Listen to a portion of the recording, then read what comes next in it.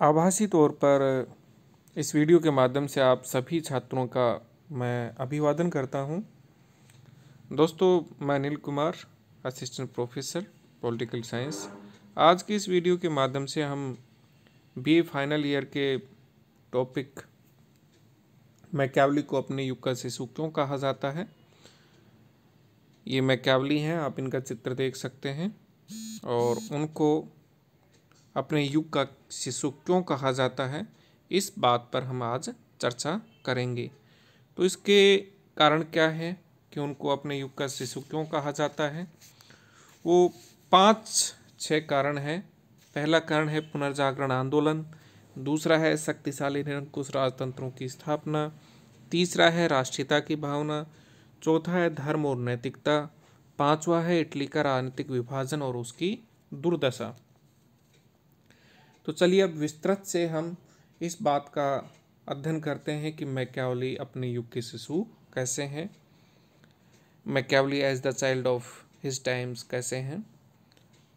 साधारण तौर पर प्रत्येक दार्शनिक और विद्वान अपने युग का शिशु होता है, क्योंकि उसके चिंतन पर समकालीन परिस्थितियों, घटनाओं और प्रचलित विचारधाराओं का बहुत ज़्यादा प्रभाव पड़ता है, और वह अपने देश और काल के रंग में रंगा होता है।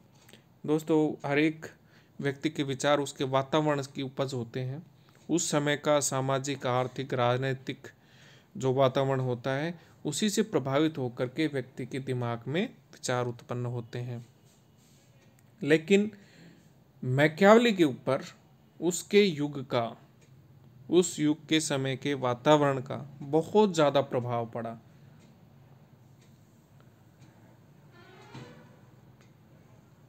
इसलिए मैकियावेली कुछ हटकर हैं। राजनीतिक विचारों के इतिहास में मैकियावेली को ही अपने युग के शिशु की संज्ञा दी जाती है। क्यों दी जाती है? इसी कारण से, क्योंकि वो अपने एज से बहुत ज़्यादा प्रभावित हैं। इसका कारण यह है कि मैकियावेली अपने समकालीन राजनीतिक, सामाजिक, आर्थिक एवं नैतिक विचारों की छाप सबसे अधिक सुस्पष्ट रूप से अंकित है। वह अपने युग का एक ऐसा व्यक्ति, ऑब्जर्वर कह लो, दार्शनिक या विचारक है, जिसने समकालीन परिस्थितियों का सही और यथार्थ निरीक्षण किया, राजनीतिक व सामाजिक दोषों का आकलन किया तथा अपनी रचनाओं में उनका समाधान भी प्रस्तुत किया। मैकियावेली पर अपने युग का रंग कुछ विशेष गहरा चढ़ा हुआ था, और इसलिए उसे यह श्रेय दिया जाता है कि उसे अपने युग का शिशु कहा जाता है। मैकियावेली का युग पुनर्जागरण का था, और इस कारण उसे पुनर्जागरण का प्रतिनिधि भी कहा जाता है। इस बात को ध्यान रखें, अपने जेहन में बसा लें कि मैकियावेली का युग पुनर्जागरण का युग था, इसलिए उसको पुनर्जागरण का प्रतिनिधि भी कहते हैं। 2 नंबर का सवाल ये आपसे पूछा जा सकता है। मैकियावेली अपने युग से जितना प्रभावित हुआ, उतना बहुत ही कम लेखक अपने युग से प्रभावित होते हैं। उसे छोड़कर शायद ही कोई दूसरा राजनीतिक विचारक हुआ हो जिसने अपना संपूर्ण लेखन कार्य समकालीन परिस्थितियों के आधार पर किया। इसमें कोई संदेह भी नहीं है कि यदि वह भिन्न परिस्थितियों में रहता तो उसके विचार भी भिन्न होते, और यह भी सच है कि यदि मैकियावेली इटली में 15वीं शताब्दी में पैदा न होता तो उसे राजदर्शन के इतिहास में जो स्थान प्राप्त है वो उसे आज प्राप्त नहीं होता। प्लेटो, अरस्तु आदि भी अपने काल के शिशु थे। उनका ध्यान भी अपने युग की समस्याओं की ओर आकृष्ट हुआ था। वे भी किसी न किसी रूप में अपने समय की परिस्थितियों से प्रभावित हुए थे। लेकिन मैकियावेली पर तो इन सब बातों में उनसे कहीं ज़्यादा रंग चढ़ा था। वह न केवल अपनी समकालीन परिस्थितियों से प्रभावित हुआ, बल्कि उसने परिस्थितियों के दोषों को स्पष्ट किया, उनके समाधान सुझाए। उसके प्रत्येक विचार अथवा सिद्धांत में हमें इटली की तत्कालीन सामाजिक, आर्थिक, राजनीतिक परिस्थितियों की झलक दिखाई देती है। मैकियावेली की सभी प्रमुख रचनाएं जैसे कि द प्रिंस है, डिस्कोर्सेज ऑन लिवी है, ये इन सब में उनके विचारों के ऊपर किसका प्रभाव है? समकालीन परिस्थितियों का। इसी कारण डनिंग कहते हैं कि यह प्रतिभा संपन्न फ्लोरेंस वासी वास्तविक अर्थों में अपने युग का शिशु था। दोस्तों, ये याद रखिए, ये भी शॉर्ट आंसर टाइप क्वेश्चंस में आ सकता है कि मैकियावेली को अपने युग का शिशु किसने कहा? प्रोफेसर डनिंग ने कहा है। सेबाई ने इस संबंध में ठीक ही लिखा है कि इटली को जितना अधिक मैकियावेली जानता था उतना कोई और नहीं जानता था। वह अपने समय की घटनाओं का कुशाग्र बुद्धि विश्लेषक था। जोन्स का मत है कि मैकियावेली फ्लोरेंस और पुनर्जागरण का शिशु था। देखिए, डनिंग तो सिर्फ इतना कहते हैं कि मैकियावेली अपने युग का शिशु था, जबकि जोन्स क्या कहते हैं कि मैकियावेली फ्लोरेंस और पुनर्जागरण दोनों का शिशु था। उसके ऊपर फ्लोरेंस की जो तत्कालीन सामाजिक, आर्थिक, राजनीतिक परिस्थितियां थी उसका भी प्रभाव पड़ा और साथ ही पुनर्जागरण का भी उसके विचारों के ऊपर गहरा प्रभाव पड़ा। बहुत सारे तत्व हैं दोस्तों जिन्होंने मैकियावेली के जीवन के ऊपर प्रभाव डाला, उसके विचारों के ऊपर प्रभाव डाला, उसके मनोमस्तिष्क को प्रभावित किया, उसके राजनीतिक दर्शन को प्रभावित किया, और इन्हीं की जिनकी वजह से वो अपने युग का शिशु कहलाया। और उनमें से सबसे जो पहला कारण है वो है पुनर्जागरण आंदोलन। मैकियावेली का जन्म ज्ञान और बुद्धि के पुनरोदय के काल में हुआ था और उसकी रचनाओं में पुनर्जागरण की आत्मा स्पष्ट रूप से झलकती है। मैकियावेली का नगर फ्लोरेंस पुनर्जागरण आंदोलन का प्रमुख केंद्र था। इस आंदोलन के द्वारा दी गई प्रेरणा के फलस्वरूप साहित्य, कला, दर्शन, राजनीति एवं विज्ञान के क्षेत्र में मध्ययुग के आदर्शों का अंत हो रहा था एवं यूनान तथा रोम के प्राचीन आदर्शों में लोगों की आस्था बढ़ रही थी। राजनीतिक क्षेत्र में सामंतवाद का अंत होकर राष्ट्रीय राज्य की स्थापना हो रही थी तथा राजनीतिक क्षेत्र में धर्म और नैतिकता, चर्च और बाइबिलवाद के प्रभाव को समाप्त किया जा रहा था। पोप की मध्यकालीन निरंकुश धार्मिक सत्ता तथा नैतिकता से लोगों का विश्वास उठ गया था और उसका स्थान बुद्धि, विवेक तथा तार्किकता ने ग्रहण कर लिया था। जनता का दृष्टिकोण धार्मिक दृष्टि से उदार और वैज्ञानिक होता जा रहा था। उसके अंदर कट्टरता धीरे धीरे करके कम होती जा रही थी, रूढ़िवादिता कम होती जा रही थी। परलोक चिंतन के स्थान पर इहलोक चिंतन प्रमुख होता जा रहा था।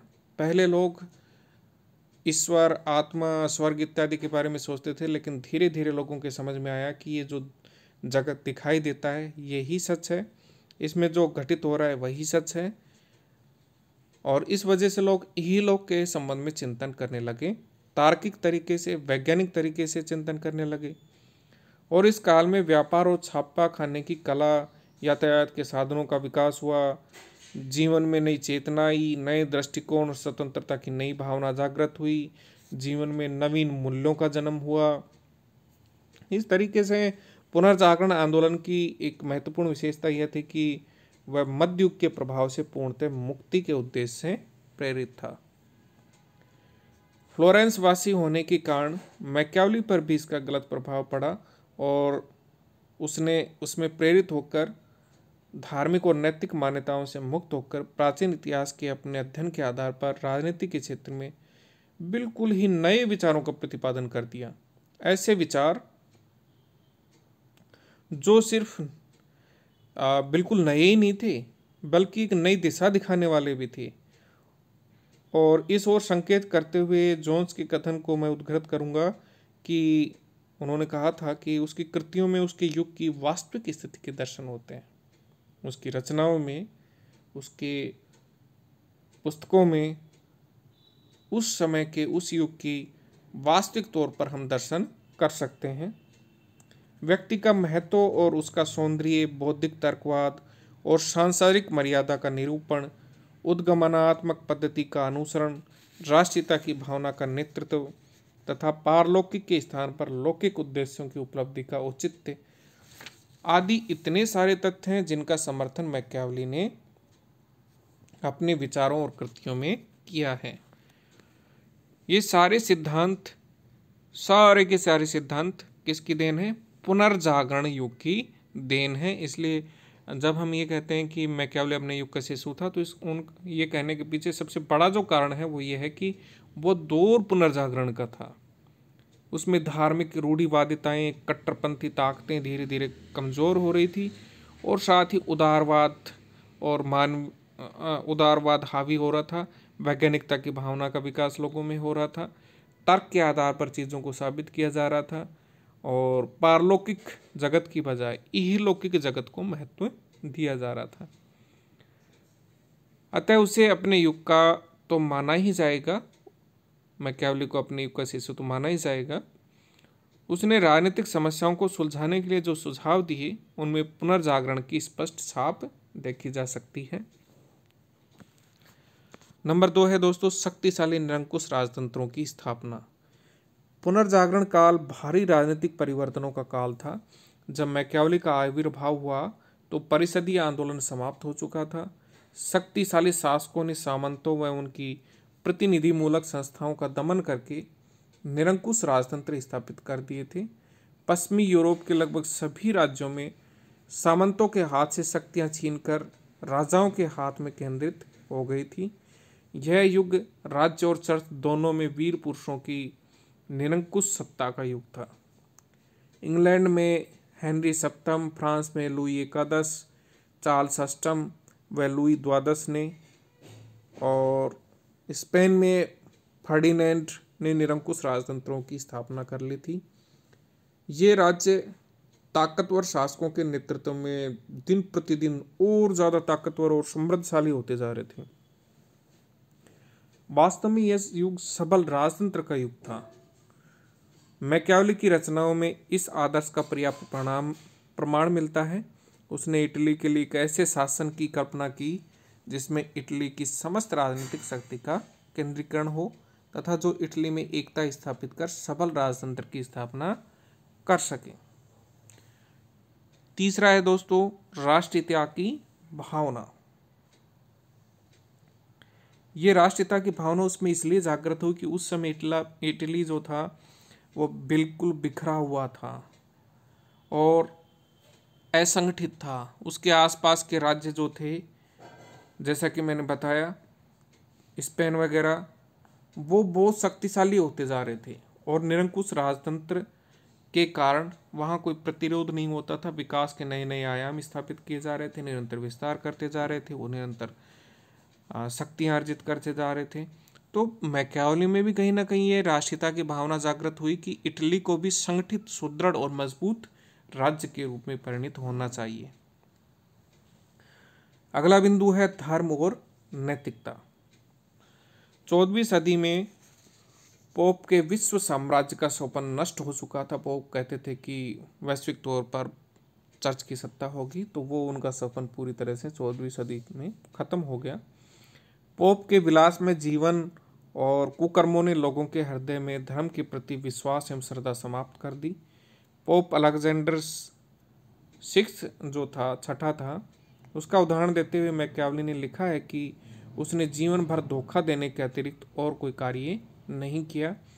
उसी स्थिति में सेवानोराला जैसे संत ने चर्च के सुधार की मांग की तथा नैतिक बल से आध्यात्मिक पथ प्रदर्शन का प्रयत्न किया। उसकी शिक्षाओं का लोगों पर प्रभाव भी पड़ा, किंतु जब फ्रांस ने फ्लोरेंस पर अधिकार कर लिया तो पोप को प्रसन्न करने के लिए सेवानोराला को बंदी बना लिया तथा उसे जीवित जला दिया। राजाओं ने नैतिक आदर्शों को तिलांजलि दे दी और साधारण नागरिक भी भौतिक नैतिकता के नियमों के अनुसार आचरण नहीं करते थे। मैकियावेली अपने युग की परिस्थितियों का पर इतना ज़्यादा प्रभाव पड़ा कि उसने नरेश को सलाह दी कि राज्य के अस्तित्व को बनाए रखने के लिए आचार या व्यवहार तथा धर्म के सिद्धांतों की चिंता नहीं की जानी चाहिए और लोक कल्याण के लिए इन सिद्धांतों की अवहेलना करने को तत्पर रहना चाहिए। अगर आपको लोक कल्याण भी करना है, जनता की भलाई भी करनी है, तो धर्म और रूढ़िवादिता से आपको मुक्ति पानी होगी। धर्म और नैतिकता विरोधी मैकियावेली की यह विचारधारा अपने युग के नितांत अनुरूप थी, क्योंकि यूरोप के राष्ट्रीय राज्य धर्म और नैतिकता से उदासीन होकर अपने स्वार्थों की सिद्धि कर रहे थे। अगला बिंदु है इटली का राजनीतिक विभाजन और उसकी दुर्दशा। इस समय तक, यानी कि मैकियावेली के समय तक, जहां पश्चिमी यूरोप के राज्य जैसे कि इंग्लैंड है, फ्रांस है, स्पेन है, इनमें राष्ट्रीय एकीकरण की प्रक्रिया पूर्ण हो चुकी थी और इन राष्ट्रों के निवासियों ने स्वयं में एकता की भावना अपना ली थी। वहीं इन शक्तिशाली राज्यों की तुलना में इटली 5 राज्यों में बटा हुआ था: नेपल्स, मिलान, रोमन चर्च का क्षेत्र, वेनिस गणराज्य और फ्लोरेंस। ये राज्य परस्पर संघर्षरत रहते थे, आपस में लड़ते भिड़ते रहते थे।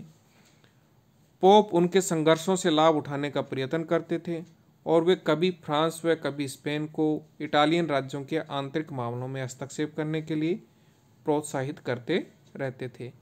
इस प्रकार इटली में फूट, गृहयुद्ध और विदेशी व्यक्तियों का शासन चल रहा था।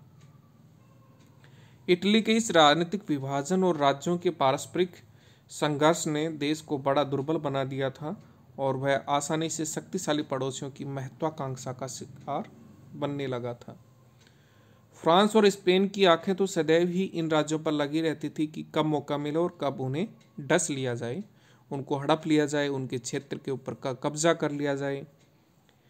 मैकियावेली एक सच्चा देशभक्त था और इस संबंध में उसे फ्रांस का प्रत्यक्ष अनुभव था, क्योंकि वो वहाँ पर दूत के रूप में काम करता था, तो इसलिए फ्रांस के संबंध में उसे अनुभव था।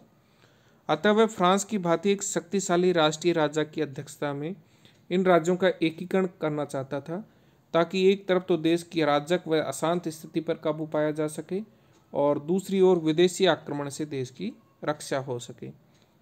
इसी उद्देश्य से उसने प्रिंस की रचना की।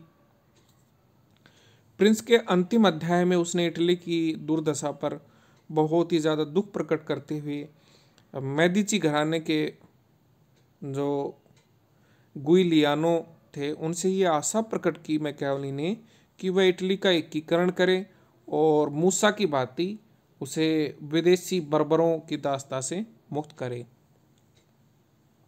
किंतु उसकी यह इच्छा 350 वर्ष बाद 19वीं सदी के अंतिम वर्षों में काबूर और गैरीबाल्डी ने पूरी की। मैकियावेली की सभी रचनाएं इटली की फूट, गृहयुद्ध और विदेशी शासकों के हस्तक्षेप की परिस्थितियों तथा इटली के एकीकरण की इच्छा से ओतप्रोत हैं। इसी वजह से उनके विचार जो हैं बिल्कुल राष्ट्रीयता से परिपूर्ण हो जाते हैं और राष्ट्रीयता की भावना तत्कालीन परिस्थितियों के आधार पर ही आती है, क्योंकि 5 टुकड़ों में बटे इटली को वो संगठित करना चाहते थे, सुदृढ़ करना चाहते थे, मजबूत करना चाहते थे। धन्यवाद दोस्तों।